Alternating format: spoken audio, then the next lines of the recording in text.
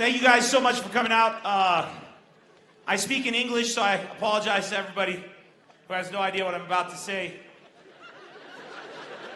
I think there are a few of you here. Who doesn't speak English?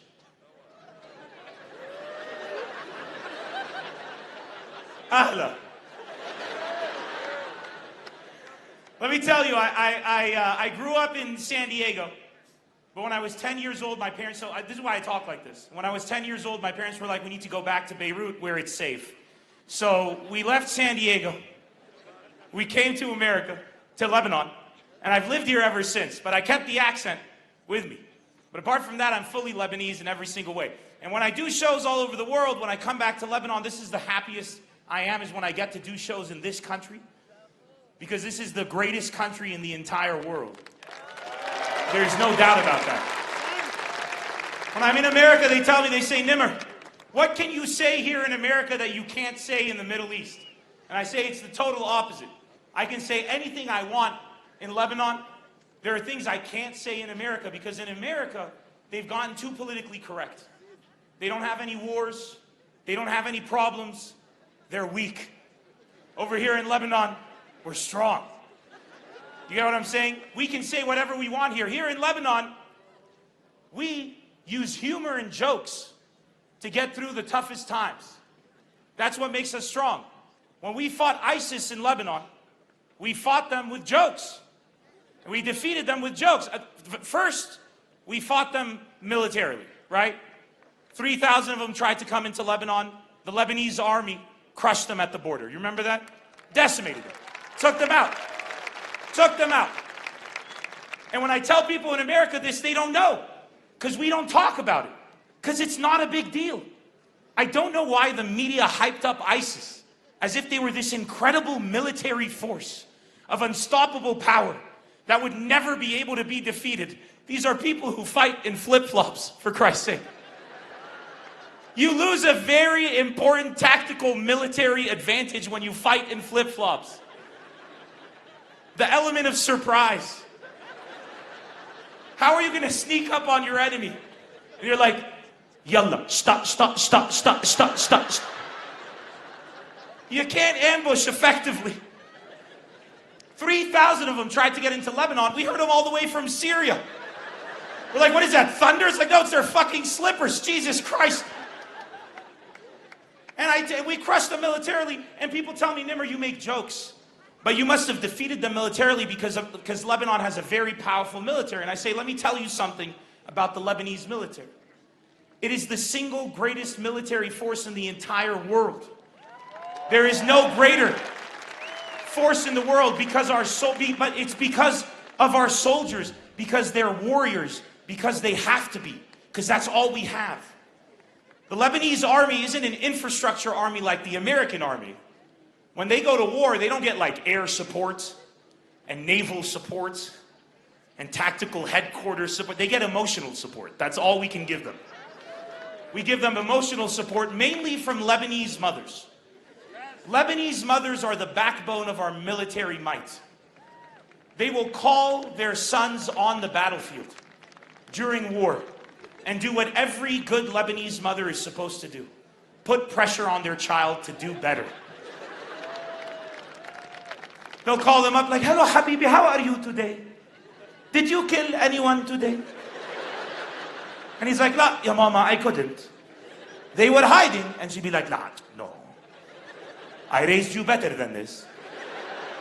My neighbor, her son killed 3 people. Is she better than your mother? Listen, kill 2, tell like it name, kill 2, just 2, kill 2. And then come home, I have made your favorite food.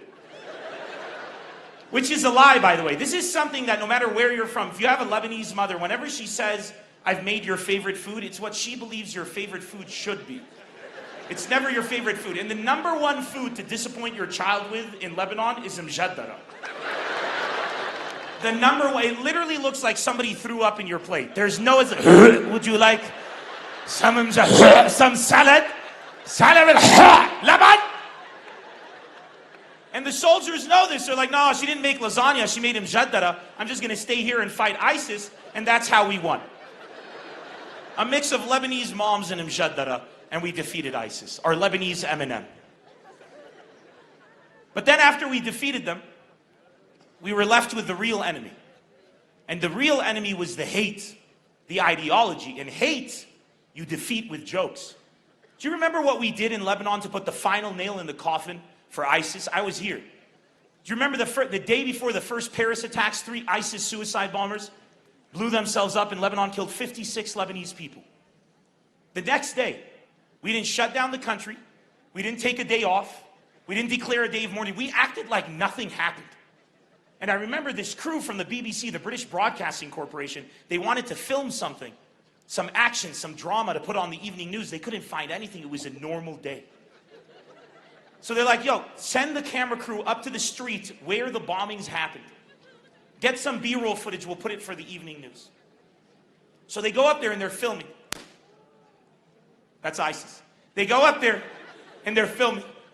And they see an old man with a broom sweeping up his storefront, getting ready to open up his shop the next day. The day after the bombings, he's getting ready to open up his store. And they walk up to him. They're like, excuse me, sir. Can you describe your emotions right now? Like, what are you feeling? You're a wizard, Harry. That's how I got my British accent. I channel Harry Potter. Hermione! 40% of you have no idea what I'm talking about. It's fine, don't worry.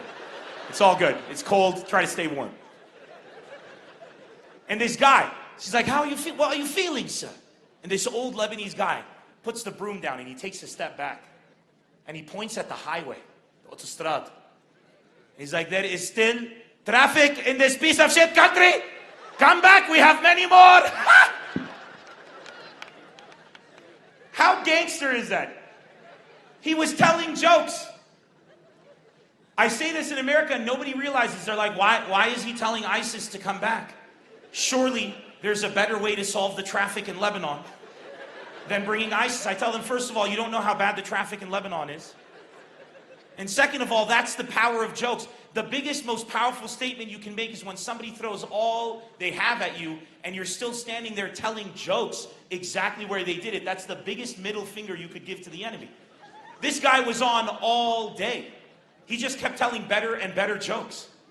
By the end of the day, we were all watching BBC laughing our asses off instead of even thinking what ISIS did the previous day. I'll never forget, at the end of the day, the woman gets furious with him. She's like, sir, this is the last broadcast of the day. It's prime time. There's 184 million people tuned into you worldwide. This is the British Broadcasting Corporation. Do you have any final words of wisdom for our viewers tonight? And suddenly he gets super serious and he's like, okay, let me tell you the truth. When I was 14 years old, my uncle, he blew himself up. Very successful, killed everybody, thanks God. And I remember I said to myself, I will miss him, oh my God, my uncle, he used to give me money and stuff. And then suddenly I hear a knock on the door. Who could it be? I open the door, it's my uncle. No arm, no leg, but the rest of him is all there. I was like, uncle, what are you doing here? He said, I came back from the dead. I smelled him jandara. If you're ISIS and you're watching this, you're going to be like, what the fuck do we have to do just to give this country a bad day? Jesus Christ. You wouldn't say Jesus Christ, but it's the same sentiment, you see. Whoops.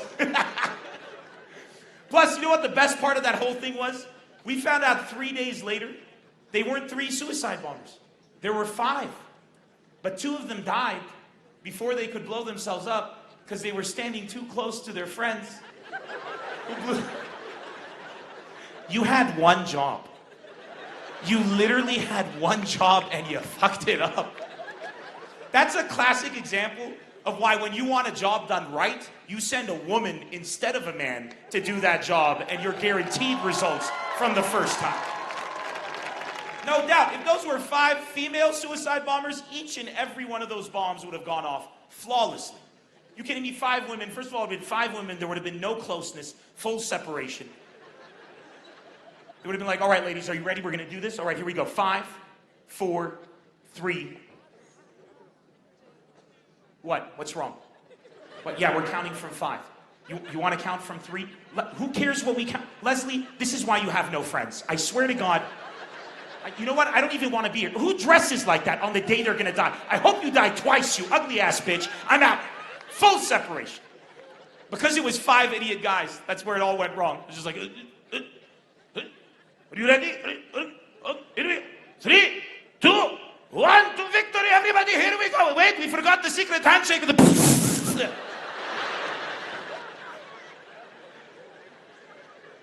That's the power of humor, man. We laugh about this stuff. How powerful are we when it comes to laughter? I can ask you a question right now, and you're all going to be very excited. Are you ready? How many people here were beaten by their parents growing up? Nowhere in the world do I say how many people were beaten by their parents and do they cheer and give a round of applause. Only in Lebanon. Are we like, wow? We brag over whose father beat us harder. My father used to hit me with the branch of the tree. My father hit me with the tree. And then a third guy's like, my father was the tree. And then you have like, it's an endless cycle. We're gangster people. We're never encouraged by our parents. In America, if a kid has a dream, he's like, Mom, Dad, I have a dream. They're like, oh my God, what's your dream? What do you want to be? You can be anything. Say that to your parents. Mom, Dad, I have a dream. They'll be like, you have a dream? Go back to sleep. And then they'll just continue what they're doing. Is your dream to be an engineer? No, shut the fuck up. And then they'll just...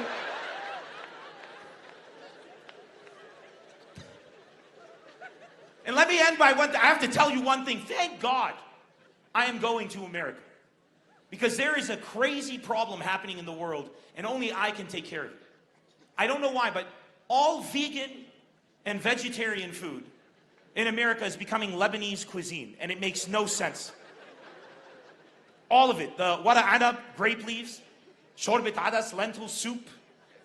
They have the fattoush salad, tabbouleh, tabbal, baba ganoush.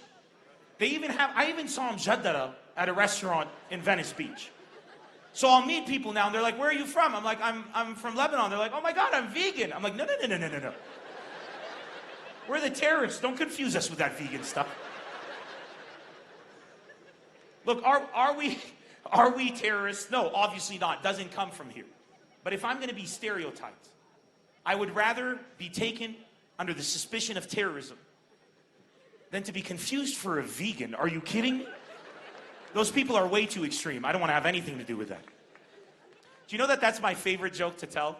Because I know every time I tell it, there's a good chance that there's a vegan in the crowd. And they want to protest, but they can't because they don't have the energy. And it's fantastic. It makes me so happy. Just to know that somebody's like, hey, that's not... Guys, that's my time. You've been absolutely fantastic. Thank you so much. My name's NEMR. I want to give a shout out to all my people on my Twitch stream, and I hope you guys joined us. You guys, are you ready for the rest of the show? Now let me tell you something. Before I say this, I want to say what an honor it is to be here in the Cedars amongst the most picturesque show I've ever done in my life. But another honor that I have is to bring up the next comedian, because this is a comedian that we all love. A comedian that we've all, in many cases, in my case at least, I actually was incredibly influenced by. I grew up to, and as a milestone upon milestone upon milestone, I went to Los Angeles to do comedy. He went to Los Angeles to go for an Oscar.